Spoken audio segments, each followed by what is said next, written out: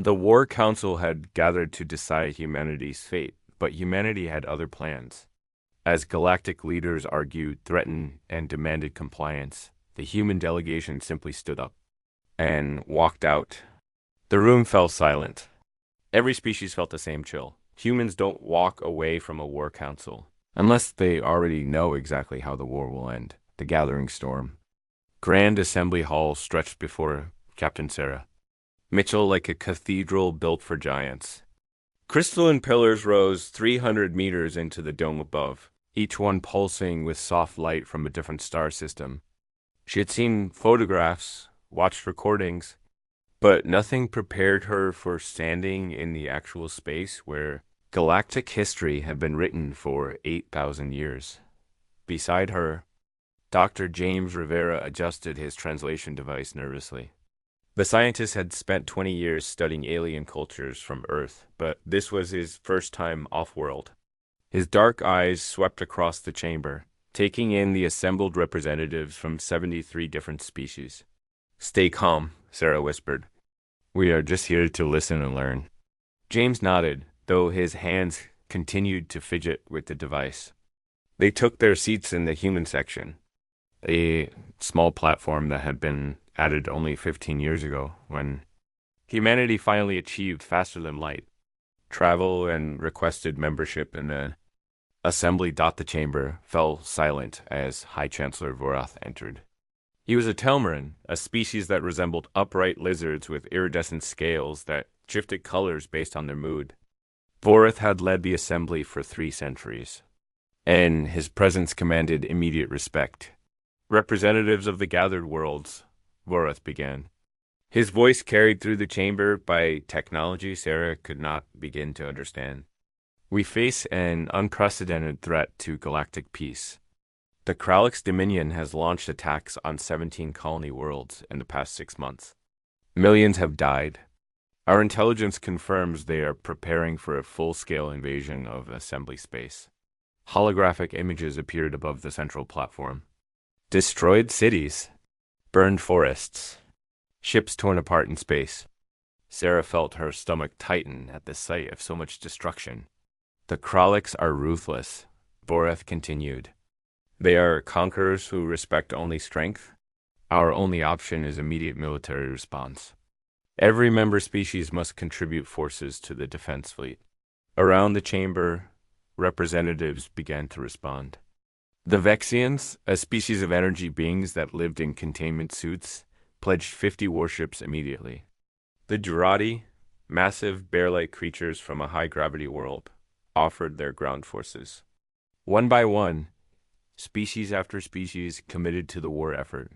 When the attention turned to the human delegation, Sarah stood slowly. Every eye in the chamber focused on her. She could feel the weight of their expectations.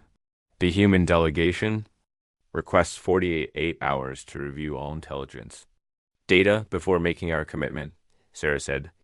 Clearly, the chamber erupted in surprised chatter. Chancellor Vorath's scales flickered orange, a color Sarah had learned indicated irritation. "Captain Mitchell," Vorath said with forced patience, "the situation is urgent. Every moment we delay costs lives. What is there to review?" Sarah held her ground. "With respect, Chancellor, humanity has learned through painful experience that rushing into war without understanding the full situation leads to tragedy. We need time to examine the evidence and consult with our government." A Marinthian representative, a creature that looked like a floating jellyfish made of silver filaments, spoke up. "The humans are afraid. They are a young species, barely out of their own star system. Perhaps they should sit this one out and let the experienced civilizations handle the threat." Other voices joined in, some mocking, others genuinely concerned that humanity was too weak or too frightened to fight. Sarah felt James tense beside her, but she placed a calming hand on his arm. "We are not afraid," Sarah replied, keeping her voice level. "We are being careful. There is a difference. Our history is filled with wars fought for the wrong reasons, with the wrong information. We will not repeat those mistakes, even under pressure." Dr. Rivera stood beside her. "We have experts in military strategy, xenobiology, and conflict analysis ready to examine your data. If the Kraliks truly pose the threat you describe, humanity will stand with the Assembly, but we must verify the facts first. Chancellor Vorath studied them for a long moment. His scales shifted through several colors before settling on a neutral blue. Very well. You have your 48 hours. But understand that hesitation has consequences. If the Kraliks attack while you deliberate, those deaths will weigh on your conscience. The session ended shortly after. As species filed out, many gave the human delegation looks ranging from contempt to curiosity. A few seemed almost approving, though they said nothing publicly. Back in their quarters aboard the assembly station, Sarah and James immediately began accessing the intelligence archives. The data was extensive, covering decades of Kraliks activity and recent attacks. Something feels wrong about this, James muttered as he scrolled through military reports. These attack patterns do not make tactical sense. Sarah pulled up historical records of the Kraliks. According to this, they were peaceful traders 50 years ago. Then suddenly they became violent conquerors? Species do not change that dramatically without a reason. They worked through the night, cross-referencing data, checking sources, and following leads that seemed contradictory. As artificial dawn began to brighten their windows, James made a discovery that changed everything. Sarah, look at this, he said urgently. These weapon signatures from the Kraliks attacks match perfectly with Durati military technology. Not similar, identical. Sarah moved to his screen, her pulse quickening. The Durati were one of the first species to pledge forces. Why would Kraliks' weapons match their signature? James pulled up more data. And these communication intercepts supposedly from Kraliks' command ships. The linguistic patterns are wrong. I studied Kraliks' language structure for 10 years. This is not how they communicate. Someone is faking these messages.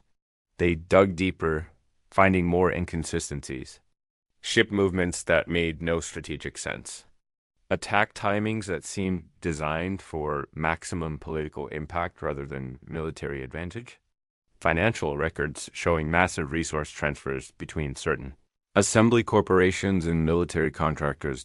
As the second day of their review period began, Sarah and James looked at each other with the same realization. This is not a war, Sarah said quietly. This is a manufactured crisis. James nodded grimly. The question is, who benefits from starting a war with the Kraliks and why?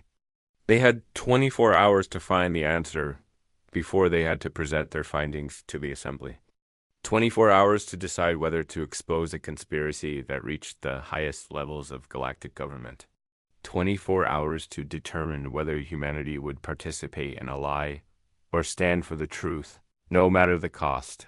Outside their window, the assembly station gleamed in the light of distant stars. Somewhere out there, the Kraliks people faced extinction based on false accusations. And somewhere in this station, powerful forces were working to ensure that extinction happened. Sarah Mitchell made her decision then. Humanity had not come to the stars to repeat the mistakes of their past. They had come to do better, to be better, whatever the consequences. They would speak the truth. The real battle was about to begin.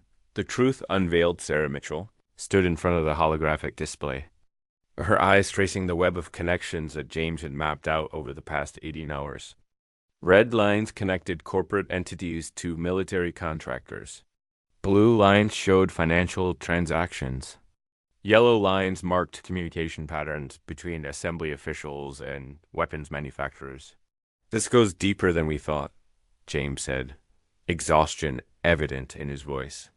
He had barely slept, driven by the urgency of what they were uncovering. The Kraliks attacks began exactly 3 months after the Telmarin Stellar Corporation lost its exclusive mining rights in the Outer Rim territories.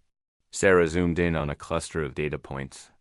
And 2 months after that, the same corporation secured a massive defense contract to supply the assembly fleet. They are making billions from this war. They had spent hours tracing the origins of the supposed Kraliks threat.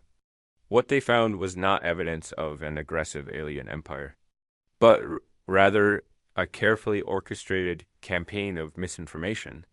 And false flag operations designed to profit a select few, while destroying an innocent species, the real Krallick's history, painted a completely different picture.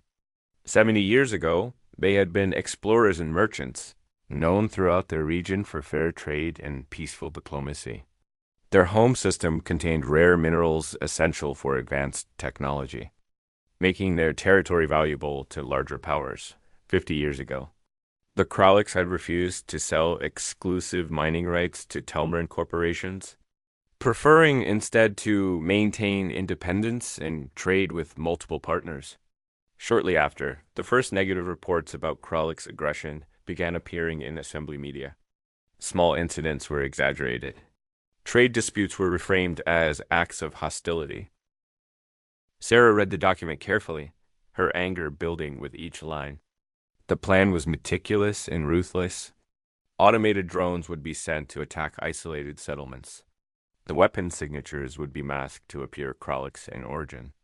Survivors would be fed false information during rescue operations, genuine confusion creating believable testimony. They murdered their own people, Sarah said quietly, her fists clenching. Those 17 colonies, the millions of deaths, all staged to justify a war that would give them access to Krallik's resources. James nodded grimly. And the Krallik's military buildup, Deroth presented as evidence of invasion plans? It is actually defensive positioning. They know something is coming. They have been preparing to defend themselves against they can see but cannot prove. The pieces fell into place with horrible clarity. The Assembly's most powerful species, led by Chancellor Vorath and backed by massive corporate interests, had manufactured an entire war to seize territory and resources. The Kralliks were not aggressors. They were victims about to be destroyed by a lie. Sarah checked the time. They had 6 hours before they needed to present their decision to the Assembly. 6 hours to figure out how to expose the truth without getting themselves and their entire species labeled as traitors or conspiracy theorists. We need more proof, Sarah said. Something undeniable that cannot be dismissed as human inexperience or misunderstanding. James was already working. I have been tracking communication patterns between the attack sites and Assembly military installations. There is a relay station in the Deneb sector that processed encrypted signals during each attack. If we can access its logs, we will have direct evidence linking Assembly forces to the false flag operations. Can you hack it from here? James gave her a tired smile. I can try, but their security is sophisticated. We might trigger alarms. Sarah made her decision. Do it. If they catch us, at least we will know we tried. For the next 4 hours, James worked with intensity that Sarah had rarely seen. His fingers flew across the holographic interface, navigating through layers of security protocols and encryption. Twice they nearly got detected. Each time, James managed to cover their tracks just in time. Finally, as the artificial dawn began to color the station's viewports, James sat back with an exhausted but triumphant expression. I have it, he said. Complete transmission logs from the Deneb relay. Every false flag attack was coordinated from there. The orders came directly from a command center on Telmara Prime, Chancellor Vor's homeworld. Sarah downloaded the data to 3 separate secure locations, including a delayed transmission to Earth if something happened to them. But truth would still get out. There is more, James continued, pulling up another file. I found communication records between Vorath and the Kralliks leadership from 5 years ago. The Kralliks offered to join the Assembly peacefully. They offered to share their resources fairly. Vorath rejected them and marked them as a future target for acquisition. The evidence was overwhelming. They had communications, financial records, transmission logs, and classified strategy documents. Everything they needed to prove that the war was manufactured and the Kralliks were innocent. Sarah looked out at the assembly station, where thousands of beings from across the galaxy lived and worked, most of them believing they were preparing to defend civilization against a terrible threat. How many would believe the truth? How many would refuse to believe that their leaders could be so corrupt? We have to present this carefully, Sarah said. If we just accuse Vorath directly, he will discredit us before anyone looks at the evidence. We need to frame this as a concern, as questions that need answering. James shook his head. Sarah, there is no careful way to do this. The moment we present any of this evidence, we become enemies of the most powerful beings in the galaxy. Vorath will not let this go quietly. He cannot afford to. I know, Sarah replied. But what is the alternative? We say nothing and watch an entire species get destroyed? We participate in genocide because speaking up is dangerous? James was quiet for a long moment. Then he straightened his shoulders and met her eyes. No, we speak the truth. That is what humans do. Even when it is hard. Especially when it is hard. Sarah felt a surge of pride in her species. Humanity had crawled out of caves and built civilizations. They had survived wars, plagues, and countless disasters. They had reached the stars not because they were the strongest or the smartest, but because they refused to give up on the idea that things could be better. We present to the assembly in 2 hours, Sarah said. Let me prepare our statement. We will show them everything we found and let the evidence speak for itself. As Sarah began organizing their findings into a comprehensive presentation, James received an incoming message on a secure channel. He opened it cautiously. Sarah, you need to see this, he said urgently. The message was from an anonymous source within the assembly itself. It contained additional evidence supporting everything they had discovered, along with a brief note written in standard galactic script. We are not all corrupt. Some of us have known the truth for years but lacked the courage to speak. Perhaps your species will do what ours could not. The younger races deserve better leadership than we have given them. Attached were names of other assembly members who had quietly opposed Forrest's plans but been silenced or ignored. There were more allies than they had expected, beings who had been waiting for someone to finally challenge the corrupt system. Sarah looked at James with renewed determination. We are not alone in this. Others want the truth to come out. They have been waiting for someone to take the first step. Then let us take it, James replied. They spent the remaining time refining their presentation, ensuring every piece of evidence was properly documented and verifiable. When the time came to return to the Grand Assembly Hall, Sarah Mitchell walked with her head high and her purpose clear. She carried with her the weight of truth, that would shake the foundations of galactic civilization. In 2 hours, everything would change. The only question was whether the galaxy was ready for that change, and whether humanity would survive what came next. The truth was about to be unleashed, and there would be no taking it back. A new path forward, the Grand Assembly Hall was packed with even more representatives than before. Word had spread that the humans would finally announce their commitment to the war effort. Many species had gathered to witness what they assumed a pledge of support. They had no idea what was actually coming. Captain Sarah Mitchell stood at the central platform, the same spot where Chancellor Vorath had presented his case for war 2 days earlier. Dr. James Rivera stood beside her, his hands steady now despite the magnitude of what they were about to do. Above them, the holographic display system waited to project their findings to every being in the chamber. Chancellor Vorath sat in his elevated position, his scales showing calm confidence. He clearly expected a routine announcement.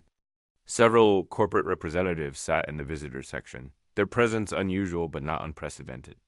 They had come to celebrate the start of a profitable war. The assembly recognizes Captain Sarah Mitchell of Earth, Vorath announced. Please present humanity's decision regarding the Kralik situation. Sarah took a deep breath and activated her presentation. Thank you, Chancellor. Before I announce our decision, I must share what we discovered during our review of the intelligence data. The first images appeared above the platform. They showed the weapons signatures from the supposed Kraliks. Attacks alongside identical signatures from Durati military technology. These are the weapons used in the attacks on assembly colonies, Sarah said clearly. They do not match Kralik's technology. They match weapons manufactured by corporations owned by assembly member species. Murmurs rippled through the chamber. Vorath's scales flickered orange. Captain Mitchell, you are making serious accusations based on limited understanding of military technology. I am presenting facts, Sarah continued calmly. She displayed the next set of data. These are communication intercepts supposedly from Krallick's command ships. Dr. Rivera, who has studied Krallick's language and culture for 20 years, will explain why they are fabricated. James stepped forward. The linguistic patterns in these intercepts are fundamentally wrong. Krallick's communication follows a specific grammatical structure that is absent from these messages. These were created by someone who does not actually speak Krallick's, using translation software to generate false communications.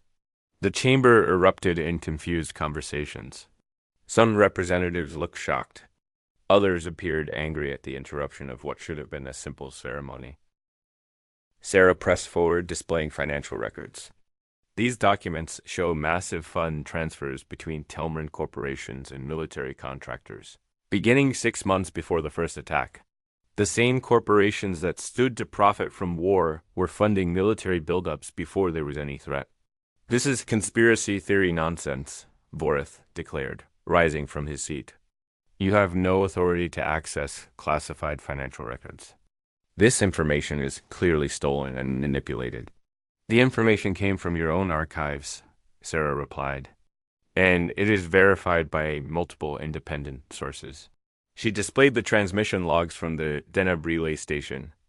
These are communication records showing that each attack was coordinated from this assembly military facility. The orders came directly from Telmara Prime. The chamber fell into stunned silence. The evidence was displayed for everyone to see, time-stamped and authenticated. There was no way to dismiss it as error or misunderstanding. Sarah displayed the final piece of evidence. The historical records showing peaceful Krallick's attempts to join the assembly and Vorath's rejection of their offers. The Krallick's are not aggressors. They are victims of a manufactured crisis designed to seize their resources and enrich a few powerful entities at the cost of millions of innocent lives. Vorath's scales turned a deep crimson, a color indicating extreme anger. You dare accuse this assembly of such crimes? Your species has been in space for barely a decade. You know nothing of galactic politics or the complexities of maintaining peace across thousands of worlds. Sarah met his gaze without flinching. We know enough to recognize injustice when we see it. We know enough to refuse participation in genocide disguised as defense. She turned to address the entire assembly. Humanity has made many mistakes in our history. We have fought unjust wars. We have believed convenient lies rather than uncomfortable truths. But we learned from those mistakes. We learned that the cost of silence is always higher than the cost of speaking up. Therefore, Sarah continued, her voice carrying to every corner of the chamber, humanity formally refuses to commit any military forces to this war. We will not participate in the destruction of an innocent species based on fabricated evidence and corporate greed. The chamber exploded into chaos. Some species shouted their support for humanity's position. Others demanded that the humans be expelled from the assembly immediately. Several representatives began demanding their own investigations into the evidence Sarah had presented.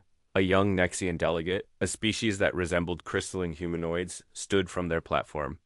The Nexian Republic requests a full independent investigation into these allegations before any military action proceeds. A Korthan representative, their insectoid form clicking with agitation, joined in.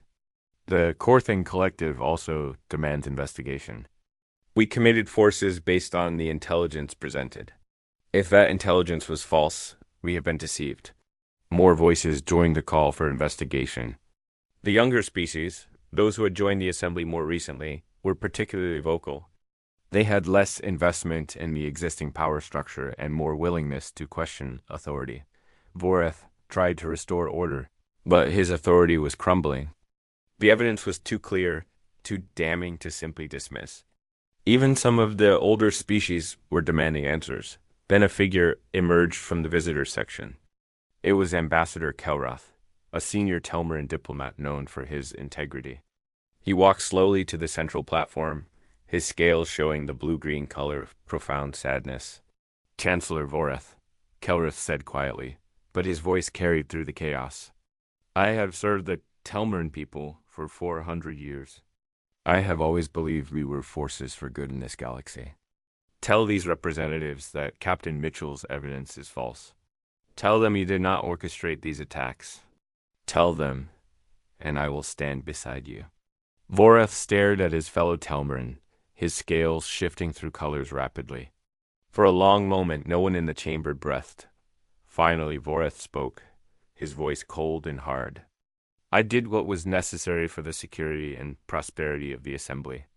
The Krallick's resources are vital to our technological advancement. Their refusal to cooperate threatened our future. Everything I did was for the greater good. The admission sent shockwaves through the Assembly. Several representatives immediately began calling for Voreth's removal. Others sat in stunned silence, unable to process that their leader had just confessed to orchestrating mass murder. Ambassador Kelrith closed his eyes in pain. Then I call for your immediate resignation and arrest. You have betrayed everything the Assembly stands for. The next hours were chaotic as the Assembly began the process of removing Voreth from power and launching formal investigations. Sarah and James watched as the Galactic Order they had known for 2 days completely transformed before their eyes. 3 days later, Sarah stood in a communication room aboard the Assembly station. On the screen before her was Commander Thax of the Krallick's defense fleet.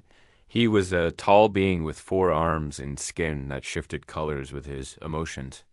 Apparently, his skin showed cautious hope mixed with lingering distrust. Commander Thax, Sarah said respectfully, on behalf of the human species and the reformed Galactic Assembly, I apologize for the injustice that was attempted against your people. We failed to prevent the attacks that have already occurred, but we have stopped the war that would have destroyed you. Thax studied her carefully. Why did you do this? Your species had nothing to gain and much to lose by exposing the conspiracy. You could have simply refused to fight and stayed silent. Sarah considered the question. Because staying silent would have made us complicit? Because we believe that doing the right thing matters more than doing the easy thing. Because we came to the stars hoping to find civilizations better than ourselves. But when we did not find them, we decided to try to be that civilization ourselves. For the first time, Dax's skin shifted to a warm golden color that James had identified as indicating respect. Your species is strange, Captain Mitchell. Most beings seek power and advantage. You seek justice and truth, even when it costs you. Most humans seek power too, Sarah admitted with a small smile. But we are trying to be better than our worst impulses. It is a constant effort, and we do not always succeed. But we keep trying. Over the following weeks, a new order began to emerge in the galaxy. Voreth and 17 other officials were arrested and tried for their crimes. The corporations that had funded the conspiracy faced massive penalties and restructuring. The Assembly itself underwent reform, with new transparency requirements and oversight mechanisms, designed to prevent such corruption from happening again. The Krallics were offered full membership in the reformed Assembly, along with reparations for the damage done to their people. After careful consideration, they accepted, though they made it clear that trust would have to be rebuilt over time. Humanity's role in exposing the conspiracy earned them respect from many species, particularly the younger ones who had felt powerless in the old system. Humans went from being seen as inexperienced newcomers to being regarded as a species with moral courage that defied expectations. Sarah Mitchell stood once again at the viewport in her quarters, looking out at the stars. James joined her, carrying 2 cups of coffee, a human tradition he had introduced to several curious alien species. Do you think we did the right thing? James asked. We made powerful enemies. Earth might face consequences for years because of what we did here. Sarah took the coffee gratefully. We did the only thing we could live with. Yes, there will be consequences. Yes, some species will resent us for disrupting their comfortable corruption. But we also showed the galaxy that justice is possible, that standing up to power can work, and that even a small young species can make a difference. She smiled at the stars. Our ancestors looked up at these same stars and dreamed of what we might find out here. They hoped for wisdom and friendship and wonders beyond imagination. We found some of that, but we also found that the galaxy needed what humanity could offer. A willingness to speak truth to power, to stand for the weak against the strong, to believe that things can be better. James raised his coffee cup. To humanity, then, still making mistakes, still learning, but always trying to do better. Sarah clinked her cup against his. To humanity, and to the idea that maybe, just maybe, we can help make the galaxy a little more just one difficult choice at a time. Outside the window, a Kralik ship passed by in formation with vessels from a dozen other species, all working together to build something new. The old order had fallen, and something better was rising in its place. Humanity had walked away from war, and in doing so, had walked toward a future where the stars belonged to those brave enough to defend the truth, no matter the cost. It was not the easy path, but it was the right one, and for humans, that made all the difference.